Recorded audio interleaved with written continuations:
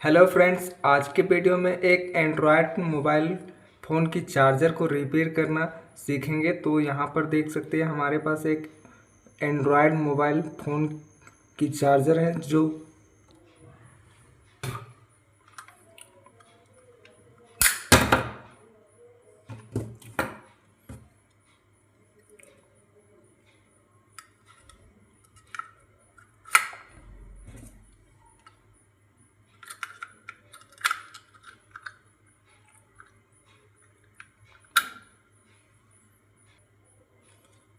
तो देख सकते हैं ये चार्जर हमारा खुल चुका है।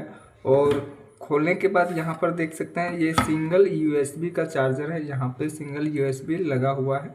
और खोलने के बाद सबसे पहले इन सभी कंपोनेंट को मैनुअली आपको चेक कर लेना है कि कोई सा भी कंपोनेंट यहाँ से टूटा तो नहीं है या जला नहीं। ऐसा आपको अगर दिखता है तो उसको रिप्लेस करेंगे। और जब पीछे साइड देखेंगे इस चार्जर के तो यहाँ पर जो असेंबली कंपोनेंट्स लगे हुए हैं देख सकते हैं, जैसे रजिस्टर्स लगे हैं। यहाँ पर देख सकते हैं असेंबली डायोड लगा हुआ है, ये भी हमारा सही दिख रहा है। तो सभी कंपोनेंट को अच्छे से मैनुअली चेक कर लेना है।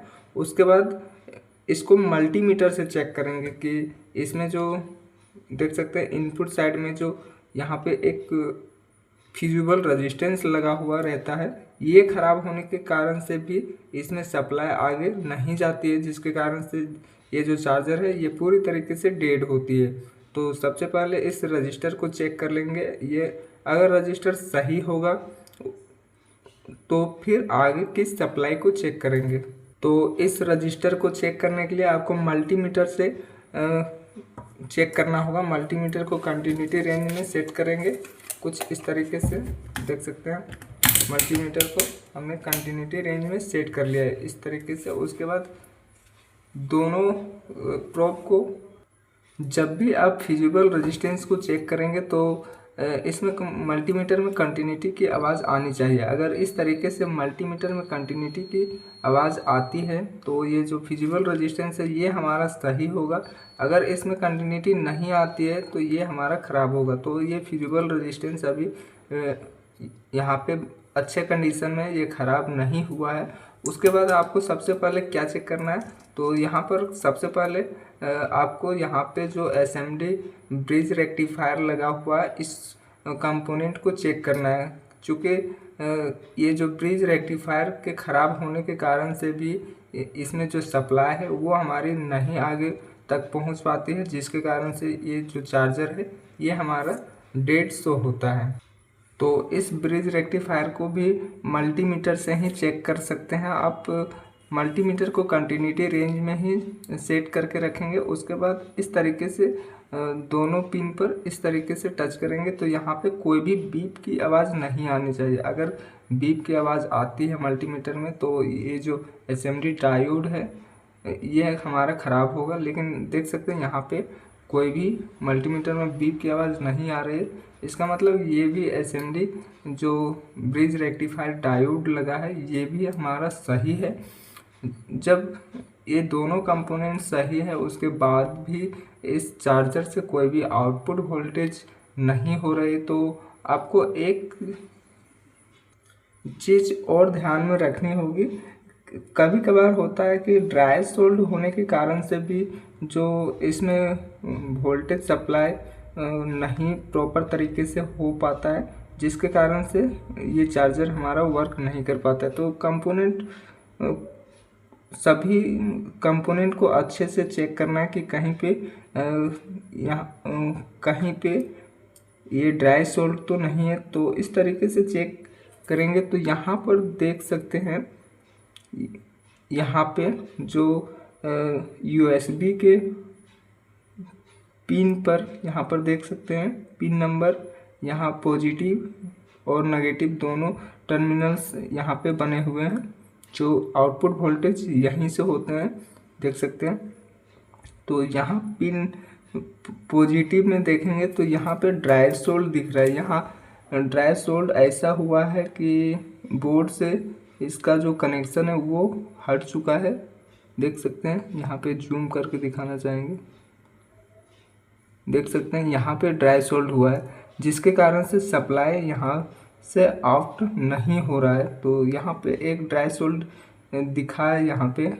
उसके बाद और चेक करेंगे, इसी प्रकार से छोटे छोटे ड्राई सोल्ड रहने के कारण से भी ये जो चार्जर है वर्क नहीं कर पाता है अच्छे तरीके से। तो और चेक करेंगे तो यहाँ पर भी एक ड्राई सोल्ड देख सकते हैं, जो एसी की लाइन है जहाँ से एसी इनपुट होती है वहाँ पर भी देख सकते हैं। इसकी जो लेग है यहाँ पे भी ड्राई सोल्ड देख सकते हैं। ये जो पिन है इस पिन में ड्राई सोल्ड देख सकते हैं इस तरीके से। तो चलिए फिर से इन दोनों टर्मिनल्स पर रिसोल्ड करते हैं। उसके बाद चेक करते हैं कि इसमें जो वोल्टेज है वो हमारा आउटपुट वोल्टेज सही हुआ है या नहीं, चार्जर हमारा ठीक हुआ है या नहीं। तो चलिए सबसे पहले रिसोल्ड कर लेते हैं इन दोनों टर्मिनल्स को इस तरीके से। सोल्डरिंग आयरन की मदद से यहाँ पे अच्छे से आपको रिसोल्ड कर लेना है। दोनों टर्मिनल्स पर यहाँ पे रिसोल्ड कर लेते हैं।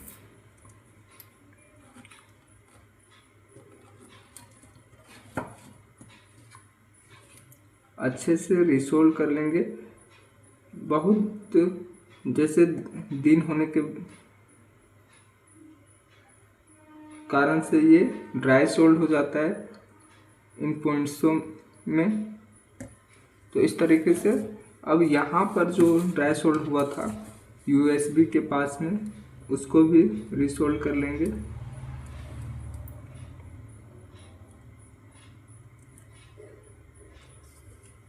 तो देख सकते हैं यहाँ पे हमने अच्छे से रिसोल्ड कर लिया है।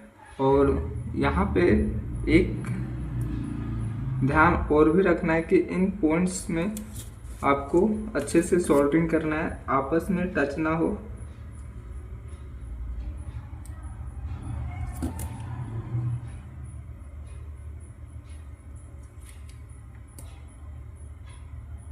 तो देख सकते हैं हमने अच्छे से सोल्डरिंग कर लिया और इन पॉइंट्स को अच्छे से चेक कर लेना है कि यहाँ पे कोई शॉर्टिंग तो नहीं है। तो देख सकते हैं यहाँ पे कोई भी शॉर्टिंग नहीं,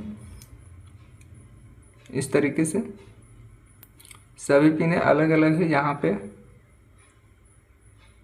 और तो अभी तो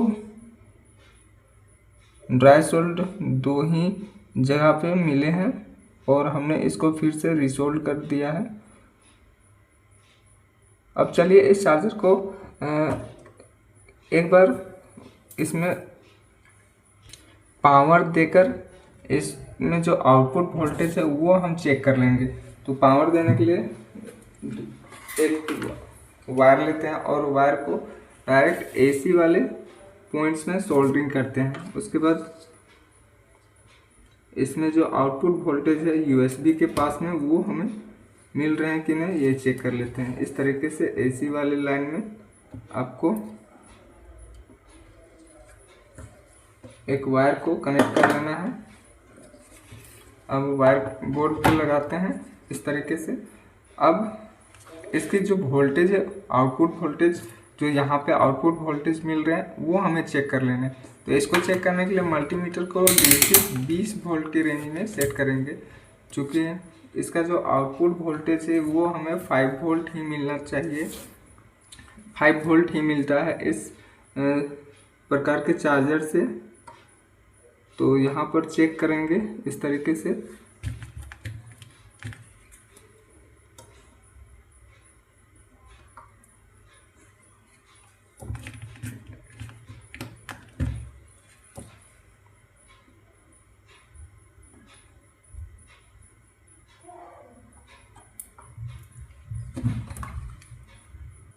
तो इस चार्जर के जो आउटपुट वोल्टेज है वो चेक नहीं हो पा रहे हैं, क्योंकि जो हमारा मल्टीमीटर है उसकी बैटरी लो हो चुका है। देख सकते हैं यहाँ पे अपने आप ये जो इसका डिजिट है वो आगे पीछे हो रहा है इस तरीके से। तो इसमें आउटपुट वोल्टेज तो चेक नहीं हो पाया है। तो चलिए आप सीधा इसको डायरेक्ट चार्जर को सेट करते हैं कैबिनेट में। उसके बाद इसमें डाटा केबल लगा के इसको चेक करेंगे कि ये हमारा सही हुआ या नहीं।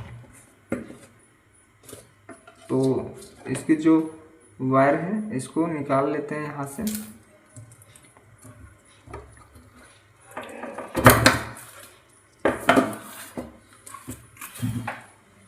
वायर को हमने निकाल लिया है। अब इसको कैबिनेट में जैसे आप निकाले थे उसी प्रकार से इसको इंस्टॉल कर लेना है। इस तरीके से अच्छे से इसको कैबिनेट के अंदर में फिक्स कर लेना है। देख सकते हैं सही से यहाँ पे बैठ चुका है।